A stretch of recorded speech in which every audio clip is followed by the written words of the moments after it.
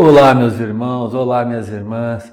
Quanta alegria de estarmos aqui juntos novamente para estudar um pouquinho mais, para fazer todas essas reflexões sobre a moral do Cristo, para nós colocarmos em prática no nosso dia a dia. Então sejam bem-vindos ao curso dos Estudos Espíritas Educação Mediúnica, módulo 6. E antes de nós iniciarmos, vamos então fazer uma prece, sempre agradecendo a Deus, sempre agradecendo a nosso amigo e mestre Jesus por essa oportunidade magnífica de aprendizado, de entendimento das lições morais. E que recebam todos essa flor bonita que Jesus nos está oferecendo através dos seus conhecimentos. Que essa luz, que essa flor bonita possa iluminar o lar de vocês durante toda essa semana. Que assim seja, graças a Deus.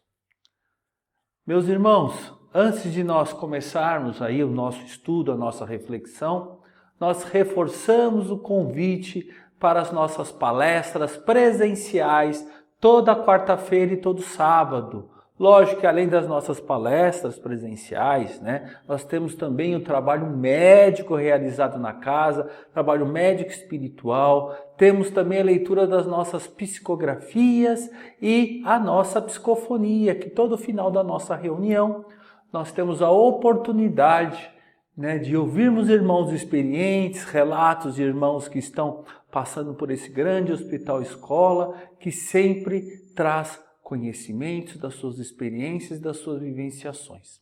E as psicografias e a psicofonia, elas são gravadas.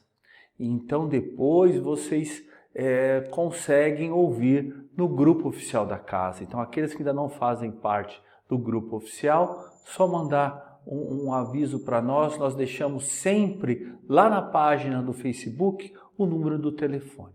Tá bom, meus irmãos?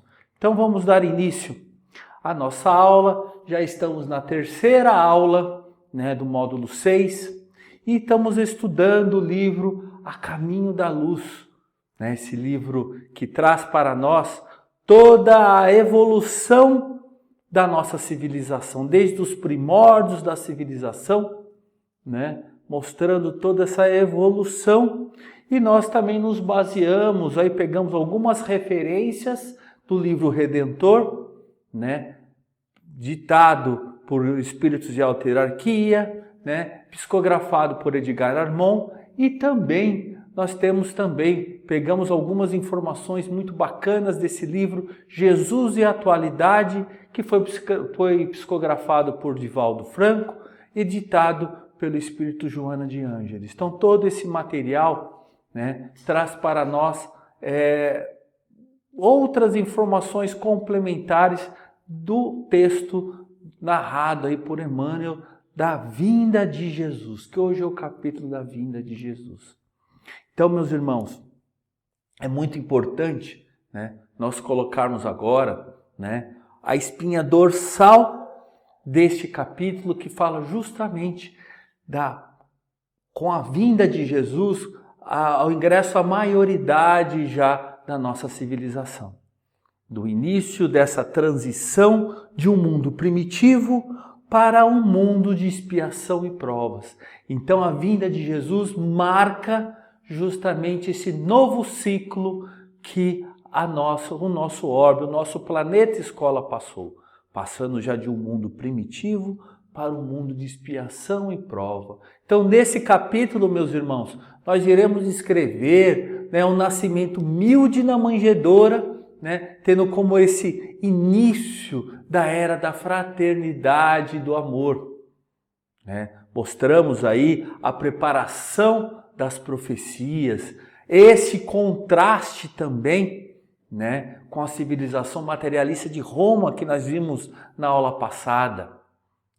E a mensagem, lógico, que Jesus trouxe para nós do amor, do perdão e da renovação espiritual, enfatizando a sua palavra como uma grande lição para a humanidade, que reunia, lógico, todos os desprotegidos, combateu a violência através do exemplo do amor, preparando então desta forma, né, meus irmãos, a terra para a redenção, a caminho da luz, como traz o nosso título. E não deixemos também, podemos deixar de enfatizar o nosso material didático, né, que está no Google Sala de Aula. Então, até no nosso material didático diz aí todos os itens desse capítulo. Fala sobre a manjedoura, o Cristo, os essênios, o cumprimento das profecias de Israel, a grande lição, a palavra divina, crepúsculo de uma civilização e o exemplo do Cristo. Então, esse material, meus irmãos, você já tem acesso com antecedência, todo o material em PDF, e esses vídeos complementares que nós estamos aprendendo muito, né? Nós estamos disponibilizando aqui, né? O pessoal da educação está colocando para nós no material do Google Sala de Aula vídeos de estudo do livro A Caminho da Luz, né? Por Jorge Elerrat e outras duas moças que eu não me lembro o nome, acho que uma é Cristina, a outra, desculpe, mas eu não me recordo, eu sou péssimo para guardar nomes. Então ali traz conhecimentos bacanas, utilizei muitos comentários desses vídeos, utilizei hoje no capítulo dessa aula, tá bom, meus irmãos? Então aqueles que ainda preferem assistir somente na estreia, somente no YouTube, tudo bem, mas é um convite que nós fazemos para vocês a ingressarem no Google Sala de Aula para ter acesso a esses materiais magníficos que auxiliam demais no nosso entendimento, tá bom? Então, temos aqui uma sequência muito importante, né? Nós enfatizarmos agora, quando nós estamos falando dessa transição, né, da questão da busca da maioridade da nossa civilização através da vinda de Jesus, muito importante aqueles que não tiveram a oportunidade de assistir a aula passada sobre a Roma, vale a pena o convite. Lógico, também estendemos o convite para a primeira aula que a Juliana trouxe para nós sobre a Grécia. Ali nós temos de todos os ensinamentos bacanas que trouxe aquela lição, nós temos um ensinamento basilar para o cristianismo, né, para o espiritismo em especial, que é o conheça-te a ti mesmo, a ideia socrática de conhecer nós mesmos. Muito importante o ensinamento que foi passado nessa primeira aula. E a segunda aula, né, como nós estamos enfatizando, que foi na semana passada, né, aproveitando o gancho então, que ao final da aula a Simone trouxe para nós justamente sobre essa questão da maioridade terrestre, com a vinda de Jesus. É muito importante, porque mesmo quando nós estamos analisando toda essa questão de Roma, das atrocidades cometidas ali, mesmo com essas atrocidades, a providência divina vai enviar e envia sempre espíritos para o auxílio do amadurecimento do orbe. Mesmo diante de todas as atrocidades, chegaram sempre espíritos de luz para auxiliar através dos exemplos e das ações, né, esse amadurecimento. Então ali, nós estamos ali vendo justamente essa transição do mundo primitivo para o mundo de expiação e provas com a chegada do Cristo, como nós já dissemos. Então a Simone colocou muito bem essa questão da transição que consta lá no livro A Gênese, no capítulo 3º, que tem lá o título Bem e o Mal, né? Que num período, né, mais primitivo, né, conseguimos ver até nas aulas passadas no início dos capítulos do livro A Caminho da Luz, aquele ser mais primitivo, né, que somente caçava para sobreviver, para comer. Então a vida dele se resumia a isso, a cada dia manter-se vivo, escapando dos animais mais ferozes e na luta da sobrevivência para comer e sobreviver. Só que depois, óbvio, dentro de todo o contexto do aprimoramento, não ainda aprimoramento moral, mas um pouquinho sim, vamos dizer assim, do aprimoramento moral, por que não? Aí eles vão ultrapassando esse domínio das necessidades e vão tendo domínio, vamos, não só o domínio, vamos falar assim de uma forma mais fácil, eles vão adquirindo outras prioridades, além não só da sobrevivência, mas também a necessidade de satisfazer o ego, o orgulho, então através do domínio do próximo, domínio do mais fraco, a destruição de outras civilizações, a questão de conquista, aí todas essas barbáries, mas isso tudo nós vamos verificar como aos poucos, o avanço através de cada passo, adquirindo um pouquinho, conta-gota, um pouquinho de senso moral que vai fazer alavancar a evolução. Tá bom, meus irmãos? Então, agora, antes de nós falarmos da encarnação não é reencarnação, é encarnação de Jesus nesse planeta escola, aonde esse planeta escola, Jesus é o governador espiritual. Ele que auxiliou justamente na formação desse planeta escola. Ele participou dessa formação, como dizem as obras, aproximadamente 4,5 milhões de anos, meus irmãos. Contou então dessa forma com assessores de mais alta qualificação, espíritos puros que auxiliaram Jesus na confecção, vamos dizer assim, na estruturação desse nosso planeta escola, do planeta Terra. Então, espíritos puros que apresentavam potenciais e grandezas intelectual e emocional, esses espíritos acompanharam justamente a evolução da Terra desses longos milênios. Então, Cristo, meus irmãos, do alto da sua grandeza espiritual, dirigindo, segundo Emmanuel consta em várias obras, mais de 22 bilhões de espíritos que evoluem na Terra e desenvolvem um trabalho coordenado, meus irmãos, estratégico, conduzido pelas mais altas competências. Mas, mesmo sendo governador da Terra, mesmo auxiliando na estruturação, para que os espíritos possam se desenvolver, se aprimorar nessa escola, ele se dispõe a vir neste mundo, a encarnar.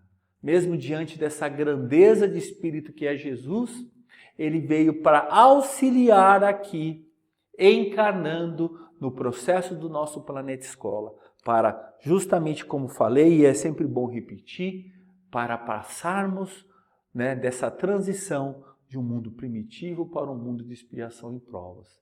Então, desta forma, ele vem encarnar, ele se dispõe a tomar dessa veste humana e experimentar desta forma todas as fragilidades que o encarnado é portador.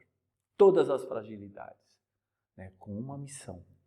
Trazer, então, aos homens as perspectivas do mundo espiritual. Conduzi-los, então, os homens ao autoaperfeiçoamento, meus irmãos. Aí, desta forma, então, quando encarnado, ou para encarnar, já começa um trabalho para selecionar, então, os seus colaboradores.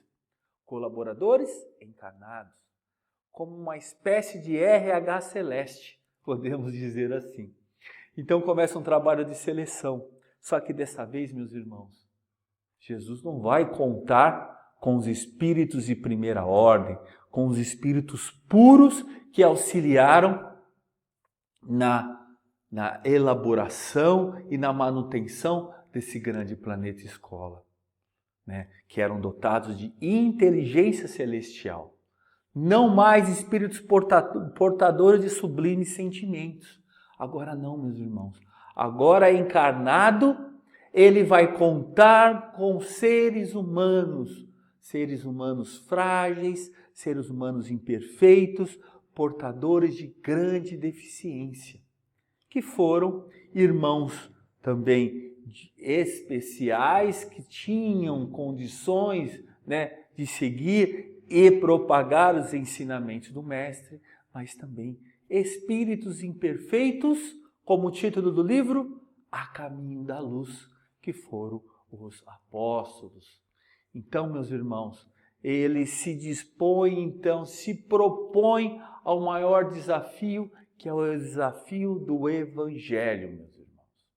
E quando nós falamos desse desafio do Evangelho, nós vamos falar do seguinte, que o desafio do Evangelho não é uma obra, então, de anjos para seres imperfeitos. Isso é muito importante. Não é uma obra de anjos para seres imperfeitos. O desafio do Evangelho é uma obra de seres totalmente imperfeitos que querem, que buscam um dia se tornar anjo. Como diz o título do livro, A Caminho da Luz. É diferente, meus irmãos. É diferente. É uma obra para seres imperfeitos que buscam incessantemente a busca do caminho da luz. Então Emmanuel diz o seguinte, que o cristão é o braço do Evangelho, é a presença do Cristo no mundo. Nós temos essa tarefa de ser a presença do Cristo no mundo, através dos ensinamentos.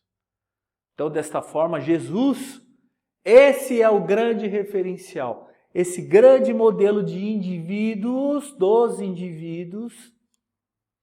grande modelo dos indivíduos renovados. Lógico, sempre buscando como referência Jesus do ser integral, renovado, né? Que por sua vez, através desses ensinamentos, vai incentivar a outros a buscarem justamente essa renovação. Então, desta forma, meus irmãos, seguindo toda a moral de Jesus, toda a moral das leis divinas, né? Trazendo pelas experiências de vivenciação do amor trazida por Jesus, né? Esse processo nós vamos estar inseridos nessa busca incessante da nossa perfeição, errando, tropeçando. Por isso que nós temos sempre ter como modelo e guia Jesus de todos esses ensinamentos. Então Jesus veio trazer para nós um padrão espiritual. Isso é muito importante. Ele veio trazer para nós um padrão espiritual, porque através dos ensinamentos trouxe para nós que nós somos feitos para amar. Nós fomos criados para amar, criados para perdoar, para nos libertar das mágoas, para superar, meus irmãos, para transcender, como diz o livro, a caminho da luz. Nossa, revisando aqui, né, não deixamos de revisar o último slide que a Simone trouxe para nós, então deixando já essa oportunidade de nós iniciarmos aqui os estudos, né, Simone? A Simone aí, né, que trouxe para nós esse slide, e vale a pena nós relembrarmos. Viu-se uma noite cheia de luzes e de estrelas maravilhosas. Harmonias divinas cantavam um hino de sublimadas esperanças no coração dos homens e da natureza. A manjedoura é o teatro de todas as glorificações da luz e da humildade. E enquanto alvorecia uma nova era para o globo terrestre e nunca mais se esqueceria o Natal, a noite silenciosa, a noite santa. Então, através desse trecho do livro A Caminho da Luz, capítulo 11, né, nós vamos iniciar, então, o primeiro trecho dos nossos estudos, que fala justamente sobre a manjedoura.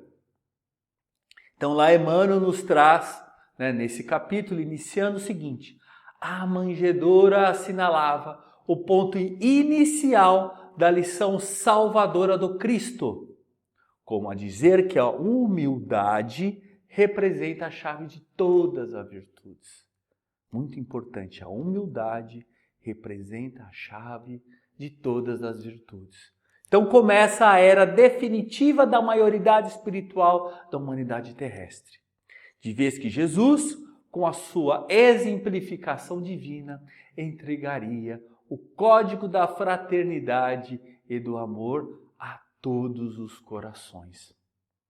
Então, meus irmãos, aqui como vocês estão vendo agora, né, nesse vídeo, dessa representação da manjedoura, né, que Jesus está ali, o menino Jesus está ali, né, representando toda essa questão da humildade. Então, aqui, meus irmãos, como vocês estão vendo, aqui foi o ponto de partida da lição de Jesus. Então, da era da fraternidade e do amor. Um contraste, então, como nós acabamos de ver na aula passada, com a civilização materialista de Roma. E a mensagem de Jesus de amor, de perdão e de renovação espiritual que vai trazer justamente essa transição para um mundo melhor, naquela época já de primitivo para um mundo de expiação e prova.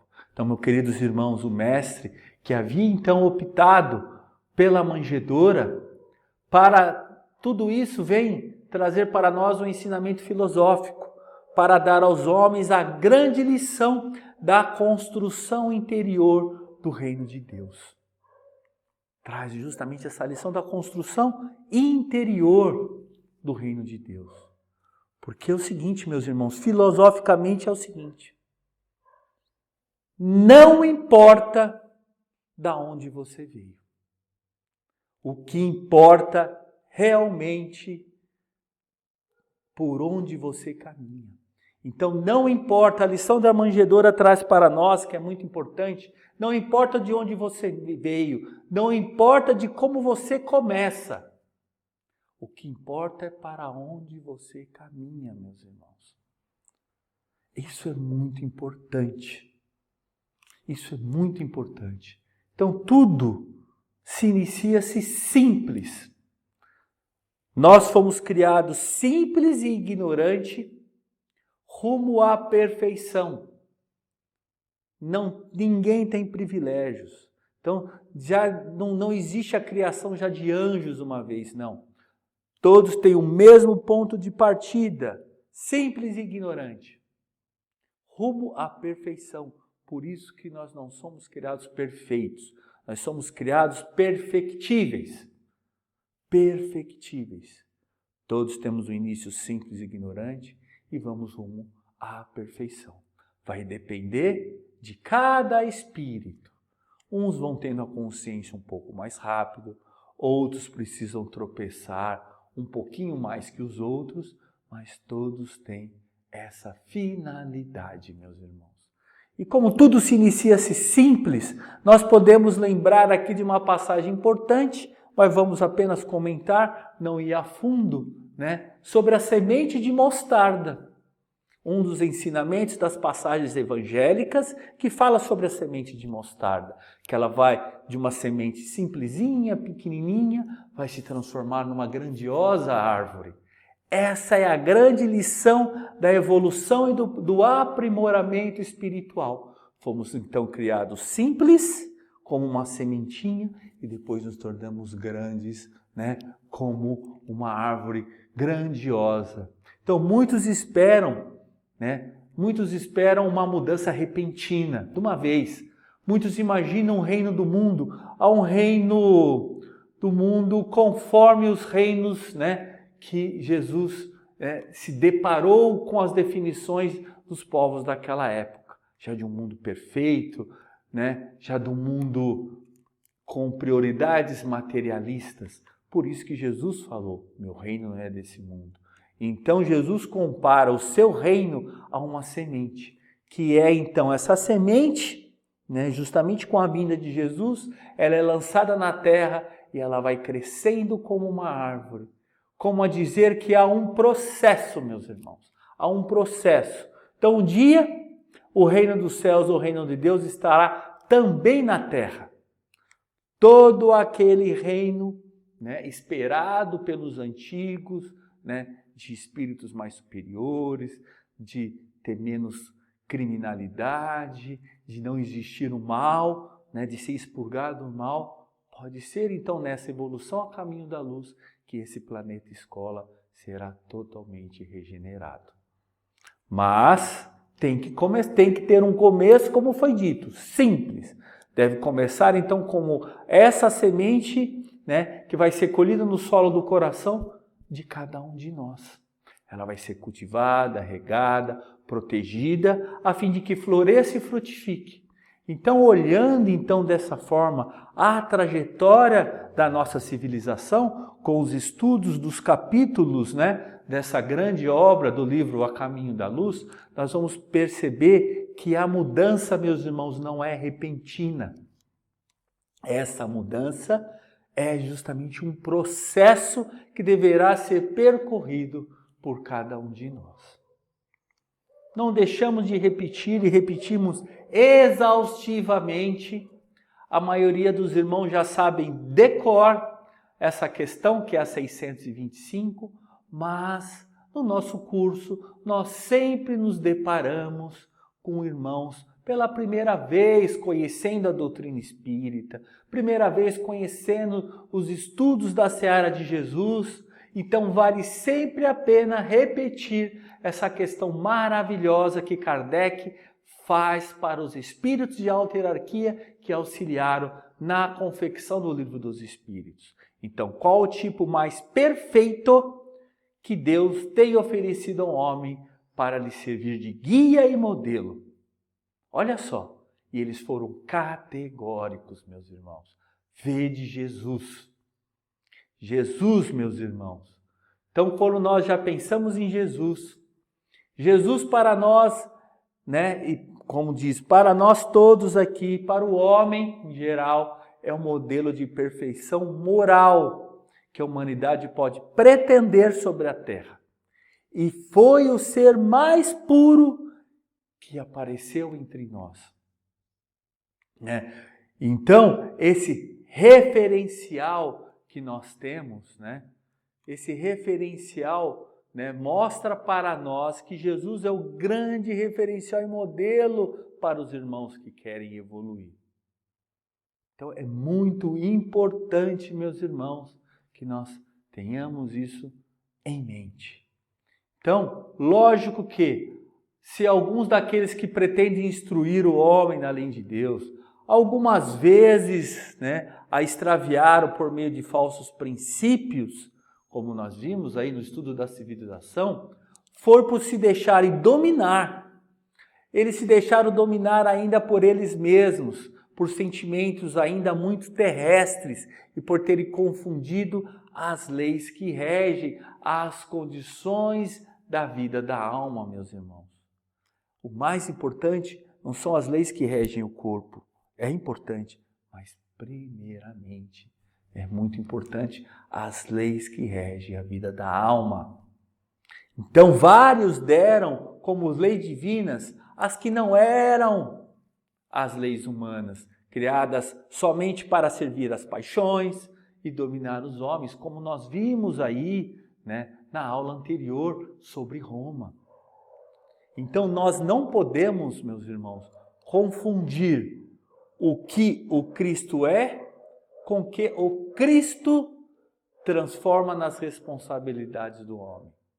Uma coisa é o Cristo que formaram ele lá na cruz, né, de vários interesses religiosos. Aquele Cristo lá é um Cristo que o homem coloca priorizando as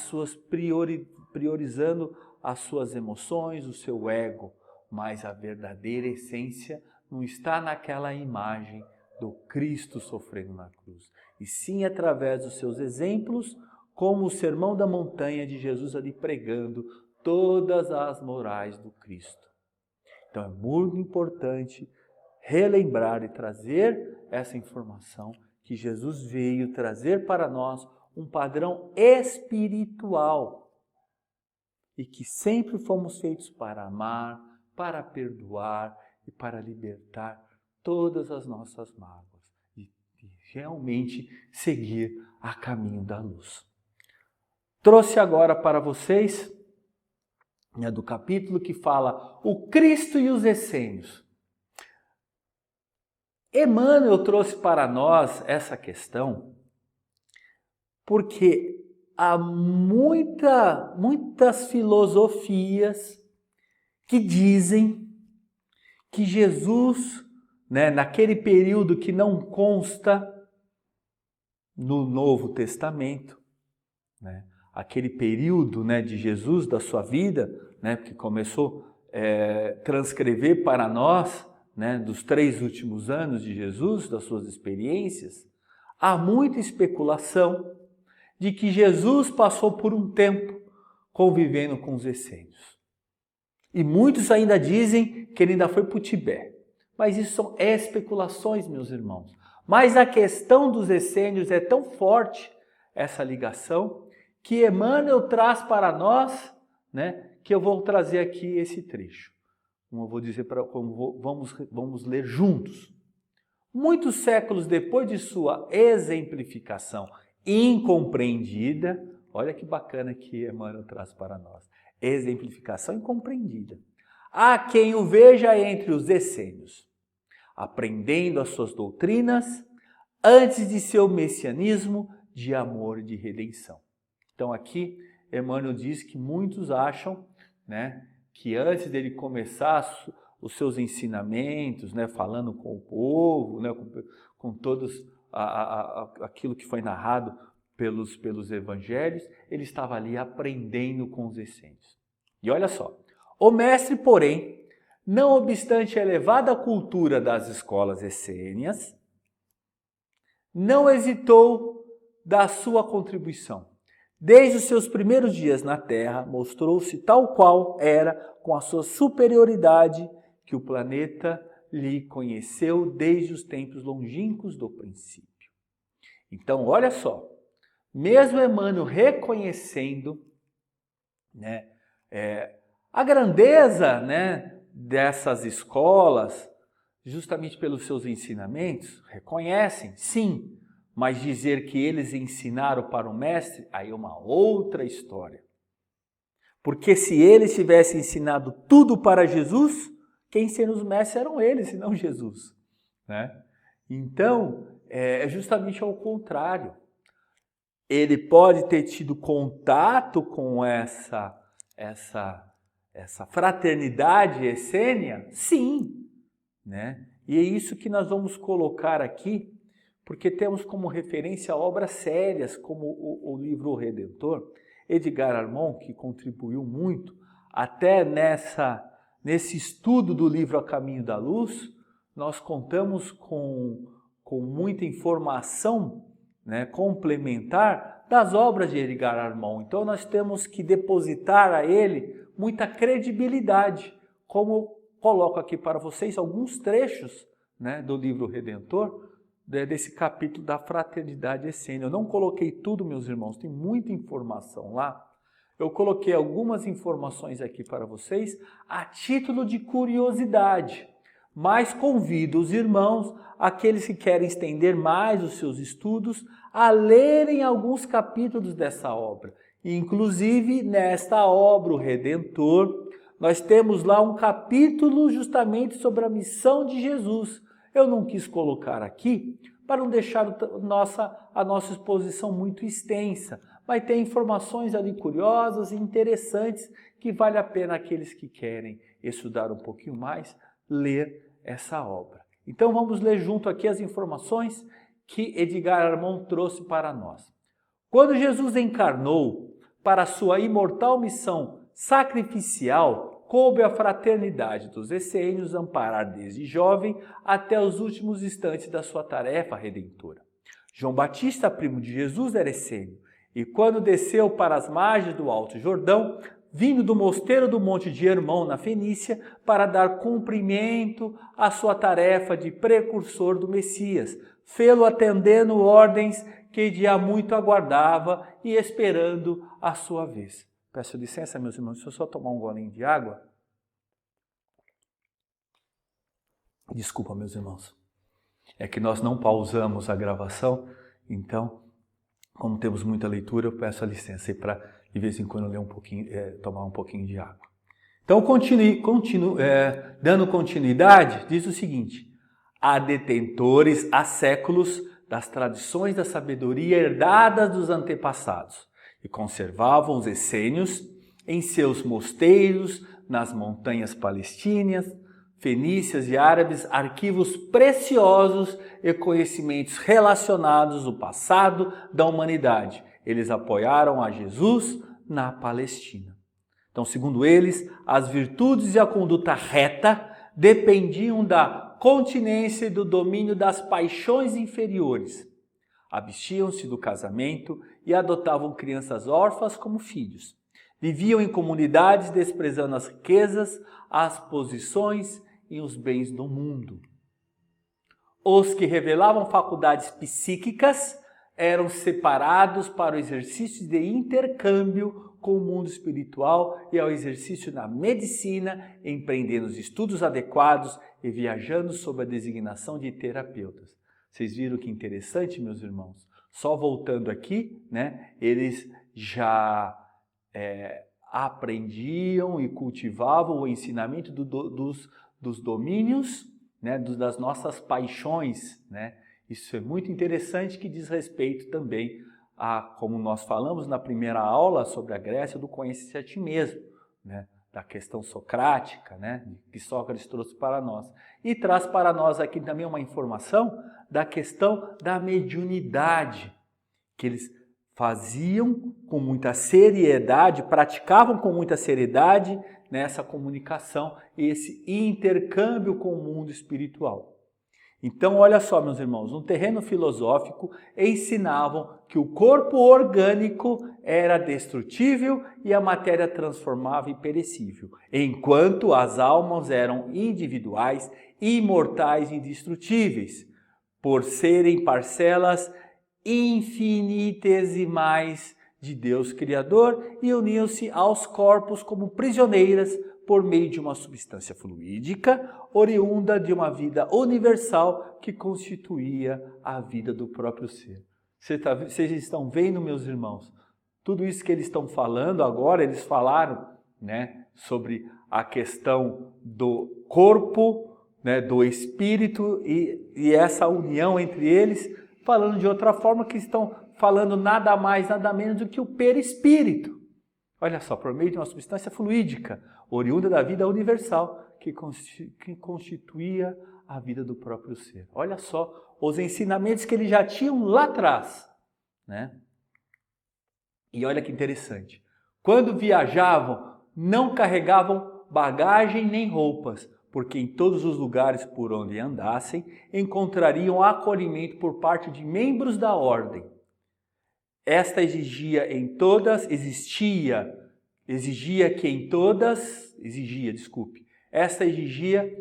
que em todas as vilas e cidades houvesse um membro da ordem denominado o hospitaleiro. Olha que interessante, meus irmãos. Esse cargo que davam para essas pessoas para receber esses irmãos, onde iam irmãos ali, né, essênios de outras cidades, eles davam roupa, comida, era o hospitaleiro. Por isso que o nome de hospital, do recebimento hospital, veio justamente desse cargo dos essênios, do hospitaleiro, que providenciava a hospedagem dos itinerantes, promovendo-os do necessário. Havia cidades como, por exemplo, Jericó, onde grande parte da população pobre de classe média era afiliada a essa fraternidade.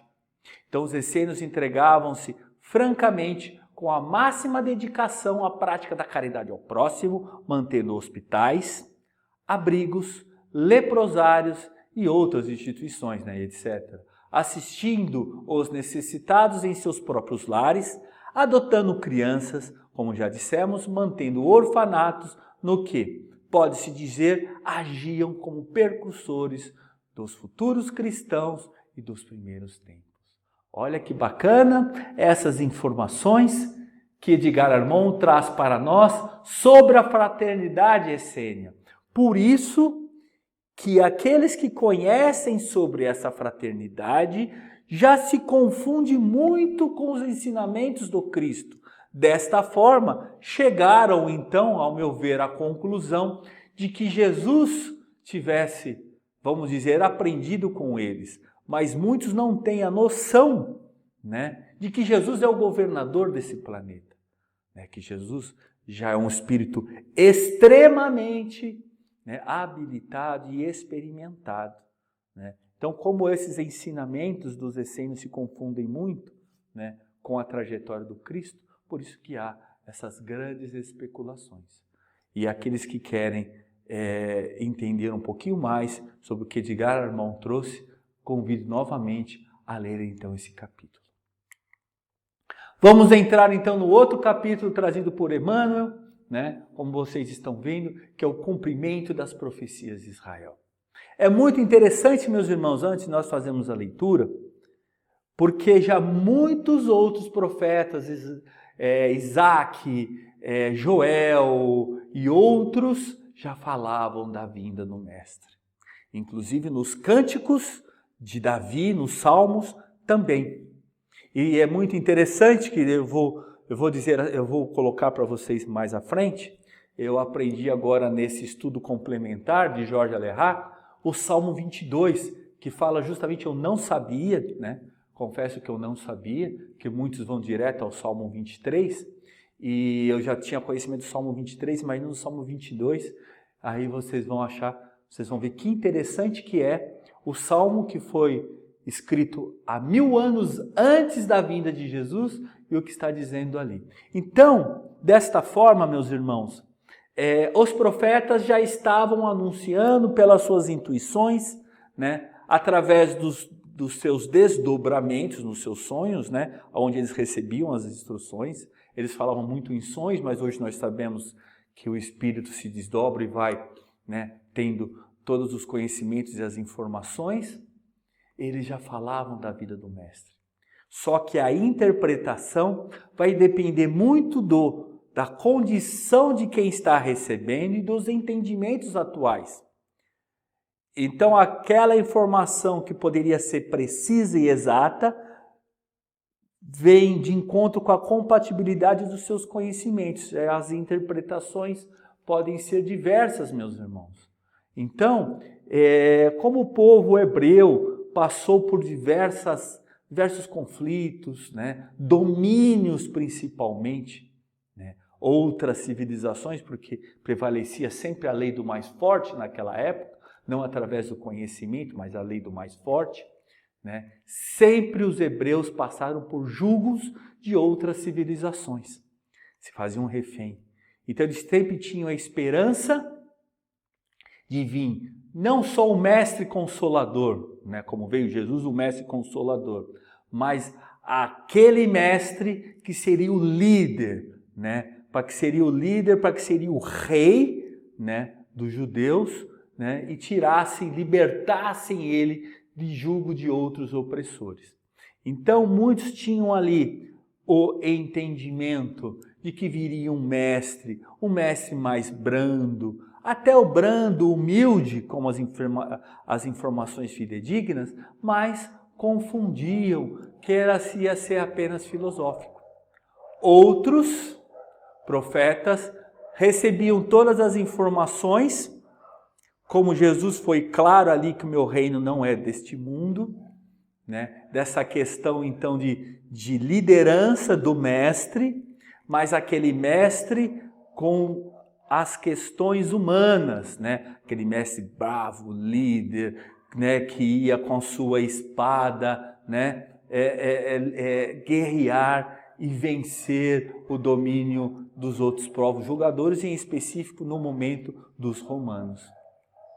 E para muitos até, colocando até a sua questão da vaidade, do orgulho, tudo aquilo que os romanos faziam com os demais, da opressão, eles também queriam que viria um mestre para justamente fazer um reino, um domínio do povo de Israel e fazer tudo aquilo que os romanos faziam com os outros, eles também praticassem, de liderar, de conquistar e de influenciar. E, né, alguns também tinham a verdadeira noção do real princípio da vinda do Mestre, da renovação pelo sentimento do amor, né, pelo sentimento da fraternidade, que justamente através da vinda do Mestre, do Messias, ia ter uma mudança de pensamentos e de sentimentos naquela civilização. Muitos tinham essa concepção. Muitos desses profetas tinham na sua essência, né, que é o exemplo, né, de irmãos que vieram receber, acompanhar o nascimento de Jesus, que no Novo Testamento, quando está dizendo sobre os 3 reis, né, Aí vocês imaginam, meus irmãos, como tudo foi planejado e orquestrado. 3 profetas, ali falaram de reis, mas profetas, quando falavam reis, magos é porque tinham essa questão da mediunidade, né? Então, vocês imaginam daquela época o planejamento que eram para todos se encontrarem e de saindo de lugares distantes. Na época não existia avião, não existia transporte rápido. Então, para que houvesse justamente aquele encontro do nascimento, tinha que ter muito sincronia com a espiritualidade, meus irmãos. Mas vamos colocar aqui, né? Vamos ler aqui para nós o texto, vamos ler em conjunto o texto que Emmanuel traz. Levantar-se-á como um arbusto verde, viveram na ingratidão de um solo árido, onde não haverá graça nem beleza. Olha só, meus irmãos, então nós estamos falando da vinda de Jesus, um espírito de luz, no meio de tantas trevas, meus irmãos. Imagine isso, uma luz, né, no meio de tantas trevas. Então, carregado de opróbrios e desprezado dos homens, todos lhe voltarão o rosto. Coberto de ignomínias, não merecerá consideração. É que ele carregará o fardo pesado de nossas culpas e de nossos sofrimentos, tomando sobre si todas as nossas dores. Olha só, o texto dos profetas muito antes da vinda de Jesus. Presumireis na sua figura de um homem vergando ao peso da cólera de Deus, mas serão os nossos pecados que o cobrirão de chagas sanguinolentas e suas feridas há de ser a nossa redenção. Olha só a previsão desses profetas, meus irmãos. Aí nós estamos lendo, imaginando tudo que realmente Jesus passou. Somos um imenso rebanho desgarrado, mas para nos reunir no caminho de Deus, Ele sofrerá o peso das nossas iniquidades. Olha só. Humilhado e ferido, não soltará o mais leve queixume, deixando-se conduzir como um cordeiro ao sacrifício. O seu túmulo passará como de um malvado e a sua morte como de um ímpio. Mas, desde o momento em que oferecer a sua vida, verá nascer uma posteridade e os interesses de Deus hão de prosperar nas suas mãos. Olha só, meus irmãos, lendo essas profecias, e agora que nós conhecemos a trajetória de Jesus, olha que interessante, olha como vai se encaixando.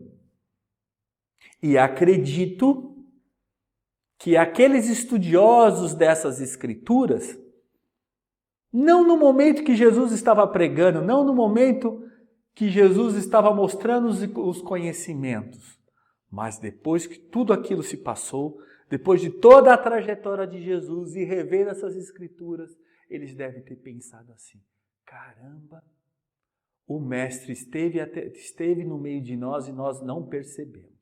Quanto desses estudiosos, desses profetas, chegaram a essa conclusão? E o mais interessante, meus irmãos, que eu vou colocar agora, que eu não sabia, para muitos de vocês pode ser já uma informação antiga, o Salmo 22, o Salmo da Cruz. Lembrando, meus irmãos, olha que interessante, os cânticos de Davi foram escritos há 1000 anos antes da vinda do Mestre. 1000 anos antes. E olha só, eu trouxe alguns trechos, né? Não trouxe o Salmo inteiro, mas convido a todos a leitura do Salmo 22 na sua íntegra, mas trouxe alguns textos, alguns itens. Por exemplo, o clamor de abandono. Jesus cita o primeiro versículo do Salmo. Meu Deus, por que me desamparastes? Esse é o primeiro versículo do Salmo. Então, enquanto estava na cruz, identificando-se com o cumprimento da profecia. Lógico que ali no Novo Testamento nós vamos ouvir isso de outra forma. E olha só o outro trecho. Zombaria e escárnio. O Salmo prevê que as pessoas balançariam a cabeça e zombariam do sofredor. do versículo 7 a 8. Exatamente como registrado nos evangelhos de Mateus e Marcos. E outra passagem interessante, aí, como disse para vocês, aqueles que na época estudaram todas as escrituras, das leis e dos profetas, quando viram a trajetória de Jesus do momento de sua crucificação, eu acredito que muitos chegaram nessa conclusão. Então, olha só no versículo 16, a passagem diz assim: transpassaram-me as mãos e os pés. É a vista como uma predição direta da crucificação. Então, quando viram ali Jesus, né, naquela questão, né, naquela situação da crucificação, pode ter relembrado justamente. Então, esse era o nosso Messias e nós não o reconhecemos. Que interessante, né, meus irmãos? Que interessante nós podemos ali colocar para nós essas informações, né, justamente corroborando, né, o cumprimento das profecias de Israel. E vamos aqui aproveitando também, peço mais uma desculpa para os irmãos que eu vou tomar mais um pouquinho de água. Trazemos aqui para vocês, né, o trecho para nós lermos em conjunto da grande lição que Emmanuel traz para nós. Sim, o mundo era um imenso rebanho desgarrado. Cada povo fazia da religião uma nova fonte de vaidades, salientando-se que muitos cultos religiosos do Oriente caminhavam para o terreno franco da dissolução e da imoralidade. Mas o Cristo vinha trazer ao mundo os fundamentos eternos da verdade e do amor. Sua palavra mansa e generosa reunia todos os infortunados e todos os pecadores. Escolheu os ambientes mais pobres e mais desataviados para viver a intensidade de suas lições sublimes, mostrando aos homens que a verdade dispensava o cenário suntuoso dos areópagos, dos fóruns e dos templos para fazer-se ouvir na misteriosa beleza. Continuando suas pregações na praça pública, verificam-se a propósito dos seres mais desprotegidos, desclassificados, como a demonstrar que sua palavra vinha reunir todas as criaturas na mesma vibração de fraternidade e na mesma estrada luminosa do amor. Combateu pacificamente todas as violências oficiais do judaísmo, renovando a lei antiga com a doutrina do esclarecimento, da tolerância e do perdão. Espalhou as mais claras visões da vida imortal, ensinando às criaturas terrestres que existe algo superior às pátrias, às bandeiras, ao sangue e às leis humanas.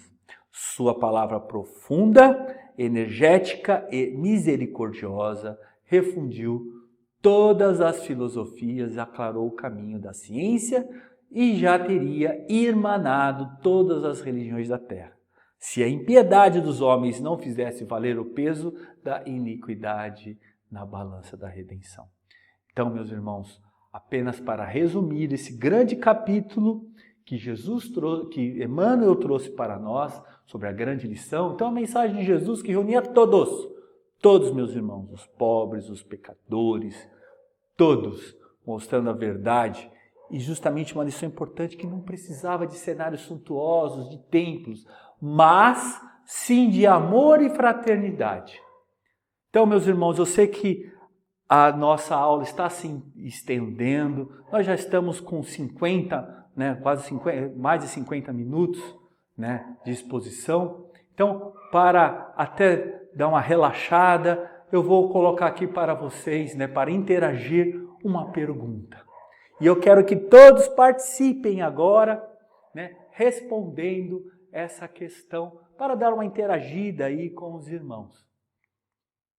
Qual foi a lei mais impactante que Jesus trouxe para nós e principalmente para a civilização daquela época? Vamos lá, meus irmãos. Eu sei que nós já nos estendemos por 54 minutos agora, mas vamos interagir. Escrevam aí, escrevam. Qual é a lei? É fácil, meus irmãos. Qual é a lei mais impactante que Jesus trouxe para nós, principalmente para aquela época ainda mais bárbara, mais primata? E aí, meus irmãos, já digitaram? Então tá bom. Então vamos lá. Lógico, né, meus irmãos? É a lei do amor. É a lei do amor. Como modificou todas as referências que tinham até aquela época, né?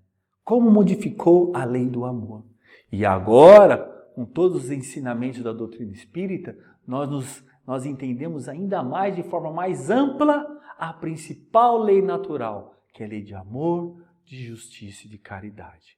Então, para a complementação da lei do amor de Jesus, que nós agora perguntamos, eu vou falar um pouquinho agora, rapidamente, né, sobre o livro Jesus e a Atualidade. Então, vamos ler aqui em conjunto, rapidamente, né, para não nos estendermos muito. Então, vamos lá. Numa sociedade agressiva e perversa, elegeu o amor com a solução para todos os questionamentos e o perdão irrestrito como terapêutica eficaz para todas as enfermidades. Não apenas ministrava-o através de palavras, mas, sobretudo, mediante atitudes claras e francas, arriscando-se por dilatá-lo especialmente aos infelizes, aos detestados, aos segregados e aos carentes. O amor norteava-lhe os passos, a palavra e os pensamentos. Tornou-se e prossegue como sendo símbolo do amor integral em favor da humanidade, a qual auspicia um sentimento humano profundo e libertador. Identificado com Deus, demonstrava-o em todos os seus passos, conclamando os ouvintes à conquista da realidade, o reino dos céus, que se encontra no ímã de cada um. Falava uma linguagem de simples apreensão pela massa ignorante, pelas mentes elitizadas que o buscavam.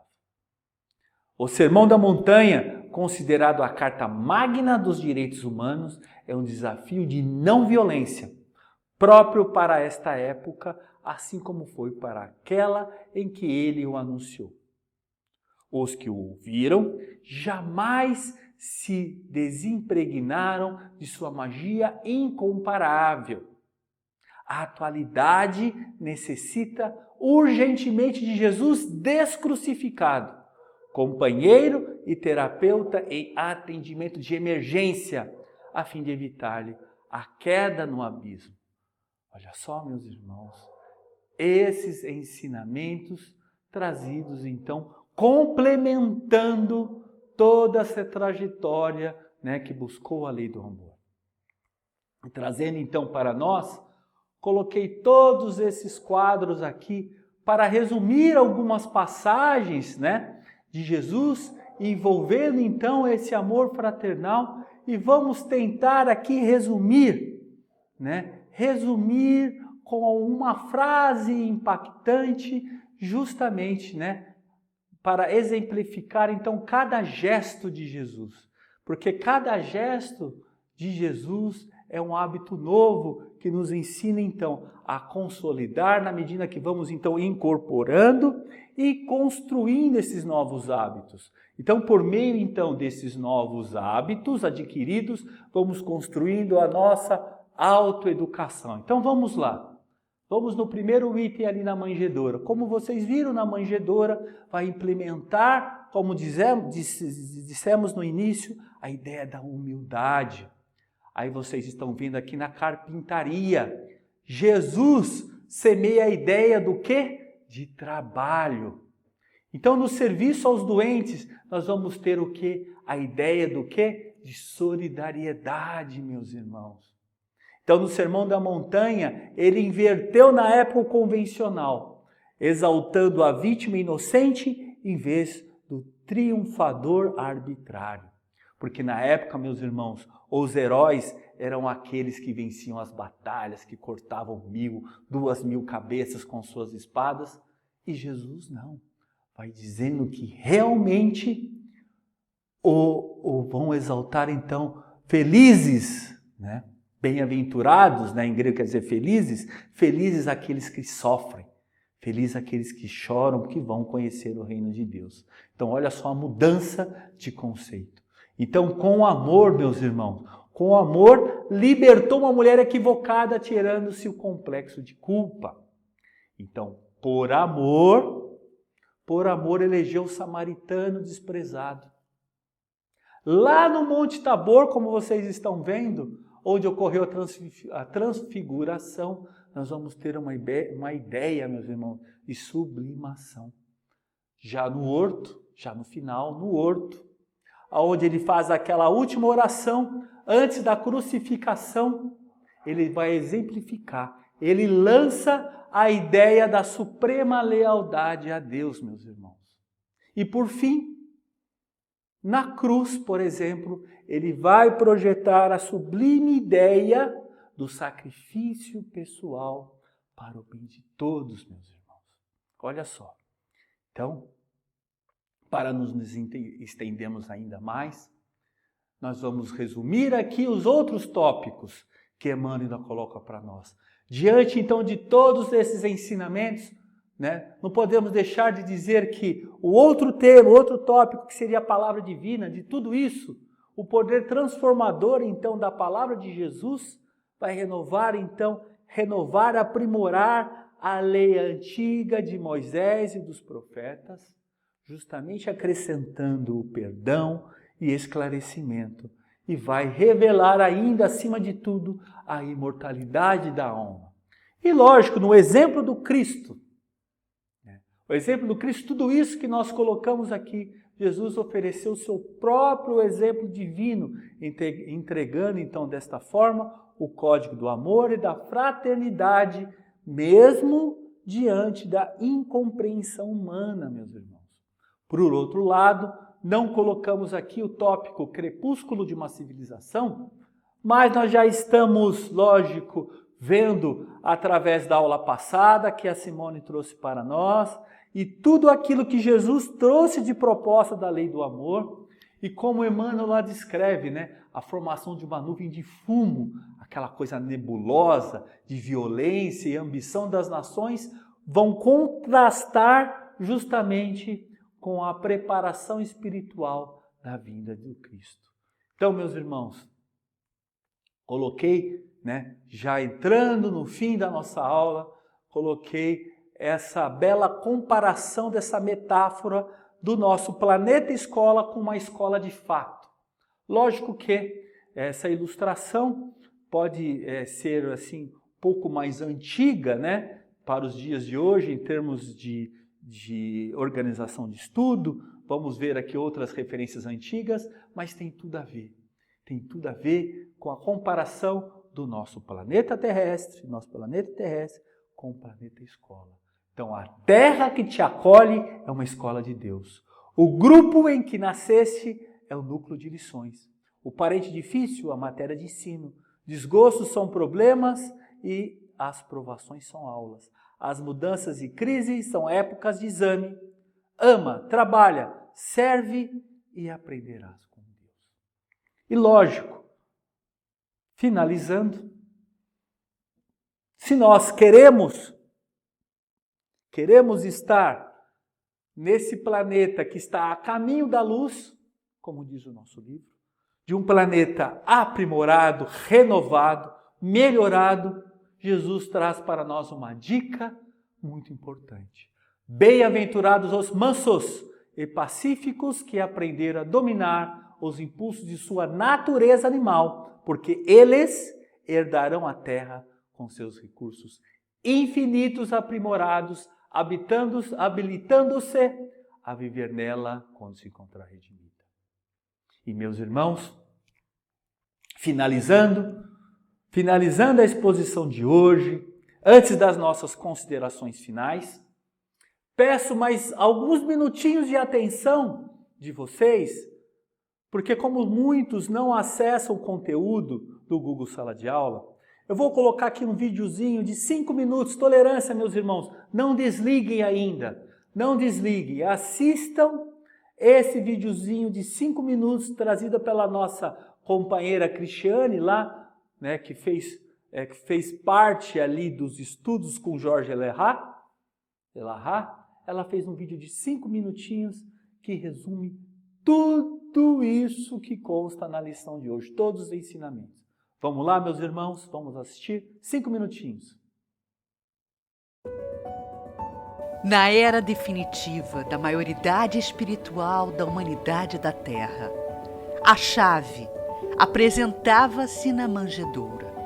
A humildade como virtude essencial entregava o código da fraternidade e do amor a todos, de forma ampla e sem distinção.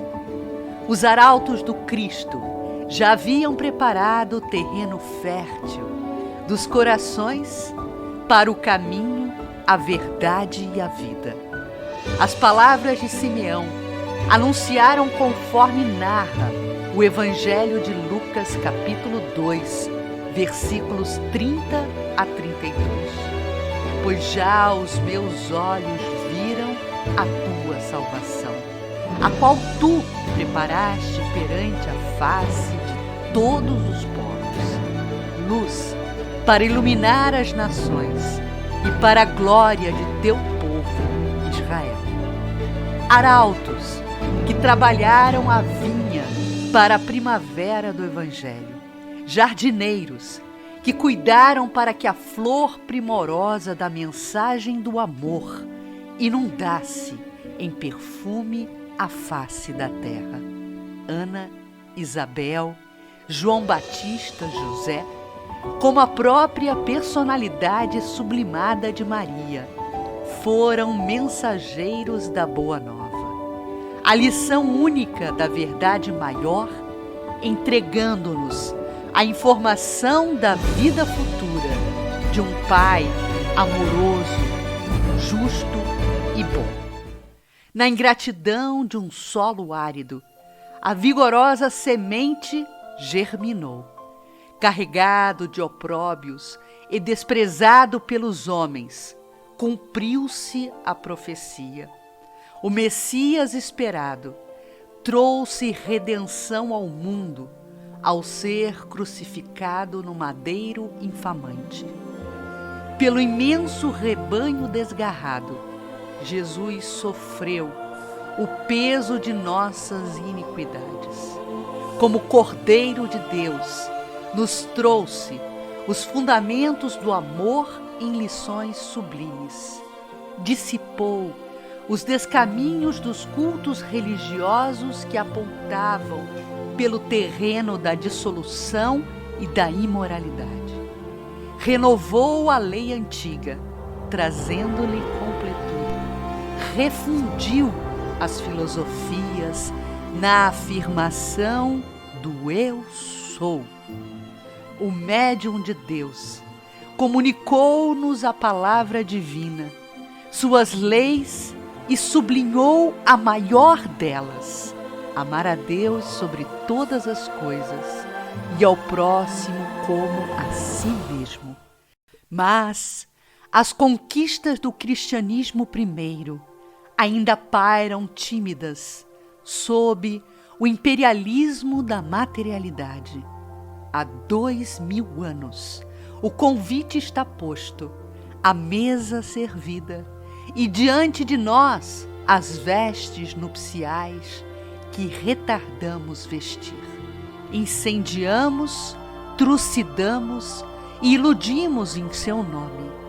Adulteramo-nos em lealdade à sua missão. Com isso, a dor completará as obras generosas da verdade cristã, porque os homens repeliram o amor em suas cogitações de progresso. Vivemos o crepúsculo da nova geração, a regeneração da terra, que obrigatoriamente terá que ensaiar a sua própria regeneração de seus componentes.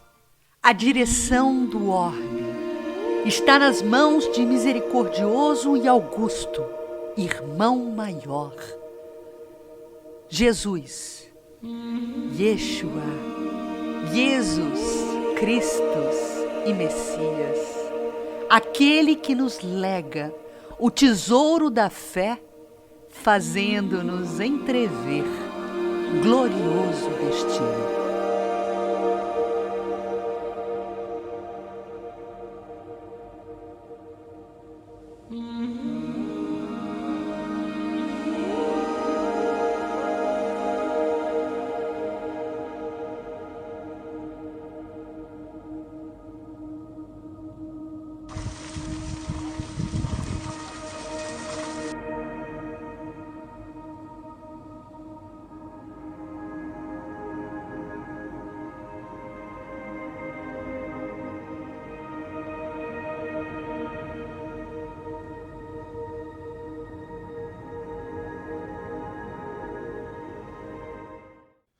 Meus queridos irmãos, que material bonito, que vídeo bacana e emocionante que ela trouxe para nós e sintetizou com muita grandeza, com muita sapiência, todos os ensinamentos da aula de hoje.